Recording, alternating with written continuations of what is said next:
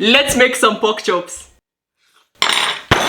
Boys and girls, I guarantee this will definitely knock your socks off. But first, a simple marinade. Salt, cracked pepper, red chili flakes, ground mustard, balsamic vinegar, bruised garlic, a sprig of rosemary, and bring that all together with a twinkle of olive oil. A thick chop from yours truly, the hog house. On the contrary, girth matters, and the hog house clearly understands that. Score the fat cow, introduce the marinade. Now you don't have to let them sit, we go straight to the pan. Lightly lube a pan with some oil. We start with the fat side down.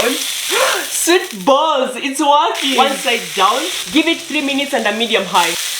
Ooh. The most important thing is not to overcrowd the pan. 2 tablespoons of butter, the garlic from the marinade, and some rosemary. Give the chops some action. A total of 6 minutes later, take them off the heat. In the same pan, add balsamic vinegar. This right here is the definition of trust the process. Whole grain mustard, some honey but it's optional, and bring it together till well thickened. We need to blanch some French beans. Into some ocean water, drop in the beans. Once the water comes to a simmer, give them 3 minutes. Into an ice bath, literally pass them through a lubed pan with a touch of salt and pepper. It's assembly time. Pork chop, the green beans, carrot matchsticks, a generous touch of that gravy. Look at that!